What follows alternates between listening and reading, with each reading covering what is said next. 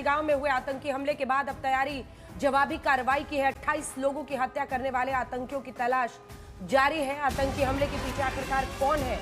अब इस पूरी साजिश के पीछे के तमाम चेहरों की पहचान हो रही है। सुरक्षा एजेंसियां पूरे घटनाक्रम पर नजर बनाए हुए हैं, लेकिन बड़ी खबर जिसके साथ हम बुलेटिन की शुरुआत कर रहे हैं, सीसीएस की तस्वीरें आई हैं। सीसीएस की बैठक हो रही है, कैबिनेट कमेटी ऑन सिक्योरिटी, और खुद गृह मंत्री अमित शाह जो कि अभी पहलगाम होकर आए हैं, वो पीएम को ब्रीफ करते हुए इस तस्वीर में दिखाई दे रहे हैं।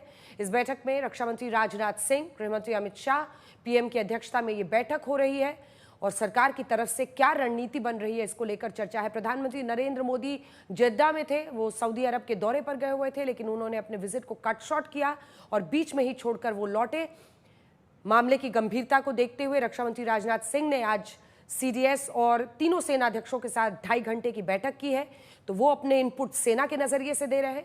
गृह मंत्री अमित शाह खुद श्रीनगर गए, पहलगाम गए, मौके का जायजा लिया, तमाम जो वहां पर तैयारियां हैं और जो रणनीति बनाई जा रही है उसको लेकर वहां पर उन्होंने ग्राउंड सर्वे किया, जिसके बाद अब वो पीएम को ब्रीफ कर रहे हैं।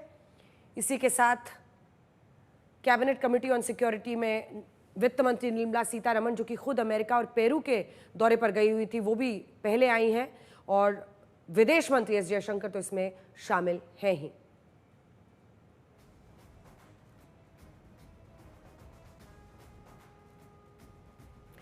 हमारे दो सहयोगी इस खबर पर हमारे साथ जुड़ रहे हैं। हमारे सहयोगी अशोक सिंघल हमारे साथ इस खबर पर जुड़े हुए हैं और हिमांशु मिश्रा हमारे साथ जुड़े हुए हैं। अशोक, क्या खबर है? क्या देखिए, पूरे देश में एक सेंटिमेंट है कि एक सख्त कदम कुछ उठाया जाएगा, और रक्षा मंत्री ने भी आज सेनाध्यक्षों के साथ बैठक की है। गृह मंत्री तो खैर खुद ही पहलगाम होकर आए हैं। सबकी उम्मीदें आज बहुत इस सीसीएस से। बिल्कुल अंजना, इसमें कोई दौरान नहीं, पूरा देश गुस्से में है और खुद प्रधानमंत्री इस बात को लेके एक मैसेज देना चाहते हैं कड़ी कार्रवाई के पक्ष में कि बख्शा नहीं जाएगा। खुद वो अपना दौरा बीच में छोड़ करके पहले पहुंचे और जैसे ही एयरपोर्ट पहुंचे तो बैठक की उन्होंने एयरपोर्ट के ऊपर ही। अमित शाह खुद वहां कल से पहुंचे हुए थे, राजनाथ सिंह अलग बैठक कर रहे थे और सीसीएस की बैठक में तमाम चीज़ों का अपडेट लेने के बाद, क्योंकि अमित शाह ने वहाँ जितने भी चाहे आर्मी के लोग हों, सिक्योरिटी फोर्सेस के लोग, सबसे बातचीत किया, वहाँ जाके जायजा लिया घटनास्थल का और लोगों से बातचीत की। जो अपडेट वहाँ से मिला है, सर्च ऑपरेशन तो चल ही रहे हैं उन आतंकियों के खिलाफ जिन्होंने निर्दोषों को टारगेट किया, लेकिन सिर्फ उनका ही खात्मा नहीं करना, बल्कि उनके आकाओं का जो पर्दे के पीछे बैठ करके उनको भी सबक सिखाने की पूरी रणनीति बनाई जा रही है।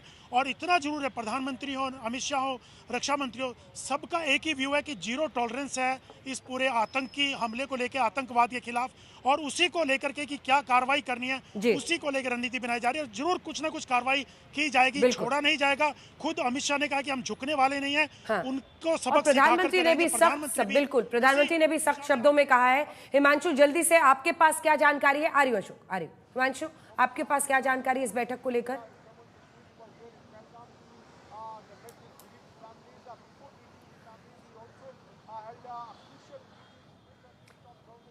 आवाज नहीं आ रही है हिमांशु,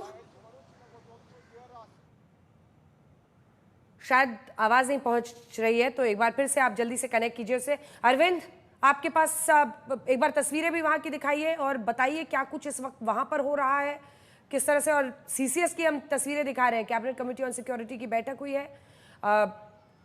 कश्मीर, श्रीनगर, यहां पर लोग किस तरह से देख रहे हैं?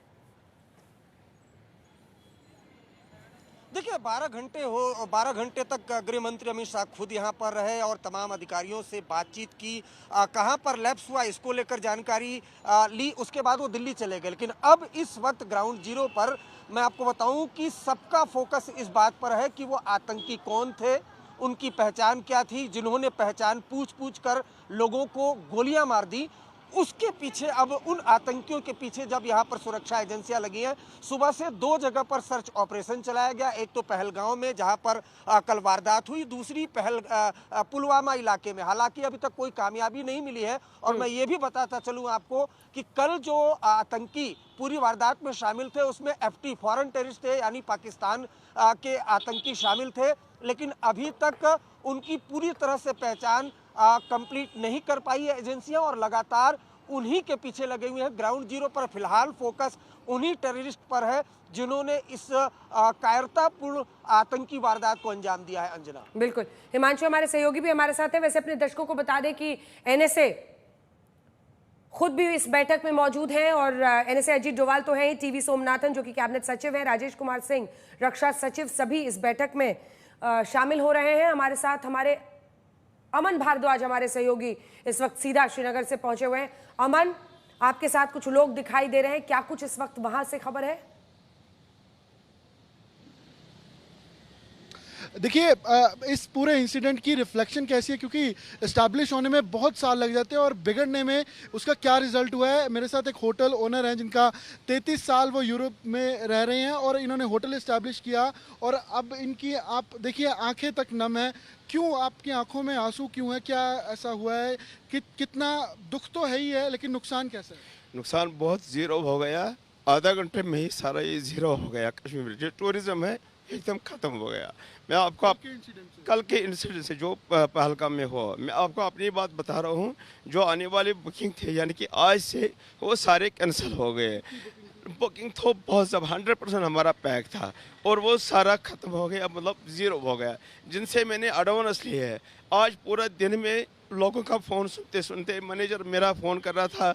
मैंने उनको बोला एक अपील कर दो, मैं सबको फिर जितने एडवांस दिया सबको मैं पैसे वापस करूंगा, क्योंकि पैसे नहीं रहता है, पैसे तो मेरे खर्च हो गए हैं।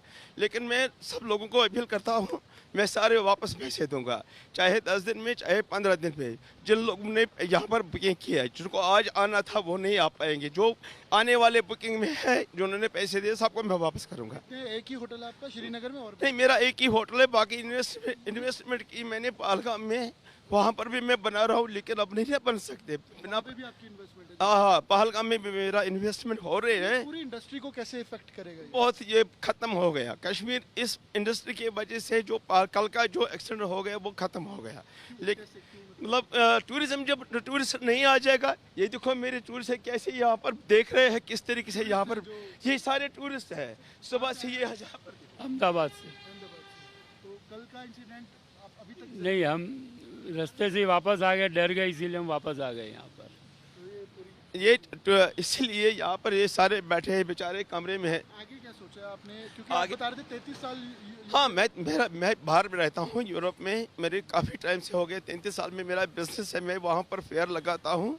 लेकिन जब हमने यहाँ सोचा माशाल्लाह अच्छा है और इन्वेस्टमेंट पहले ही बनाया तो टूरिज्म का बूम था और 2 पैसे हम भी कमाएंगे, अपने घर में कमाएंगे। तो लेकिन जो कल से हुआ तो सारी बुकिंग जितने भी है, मेरा ही होटल नहीं है, सारे कश्मीर के जितने भी होटल में है सारे वो कैंसिल हो चुके हैं सारे। अंजना, आपने सुना, नसीर अहमद इनका नाम है, होटल ओनर है और इनकी इन्वेस्टमेंट थी अलग अलग जगह यहाँ पे और 33 साल की मेहनत थी जो यूरोप रहकर इन्होंने कमाई और जब इस्टेब्लिश की तो उसका कैसे कल के इंसिडेंट के बाद नुकसान हुआ है और पर्सनली नहीं पूरे इस टूरिज्म सेक्टर को। और इसीलिए पहली बार ऐसा पूरे कश्मीर में देखा गया कि चाहे होटल के लोग हों, कैब से जुड़े हुए लोग हों, जितने भी हों, तमाम संगठनों ने आज जिन पर्यटकों पर हमला हुआ है उनके साथ समर्थन में भारत के साथ एक होकर आज उन्होंने बंद का आह्वान किया। शायद किसी आतंकी घटना के बाद ऐसा पहली बार हुआ है।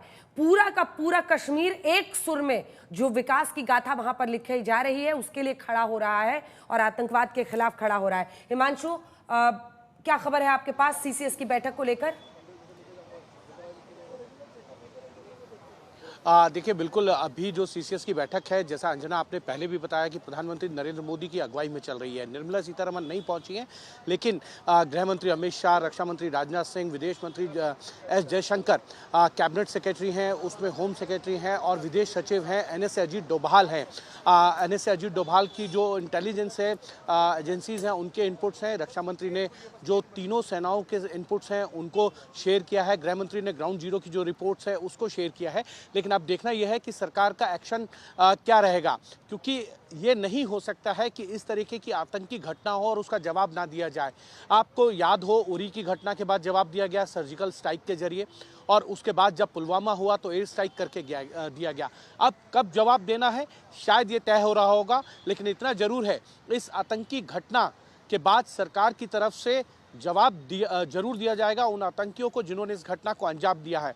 लेकिन उसका समय और तारीख तय करना है और वो शायद सीसीएस की इस बैठक में तय हो जाएगा। लेकिन इसके बाद ये माना जा रहा है कि कुछ ब्रीफिंग जो है सरकार की तरफ से वो की जा सकती है पूरी इस सीसीएस की बैठक को लेकर। अंजना।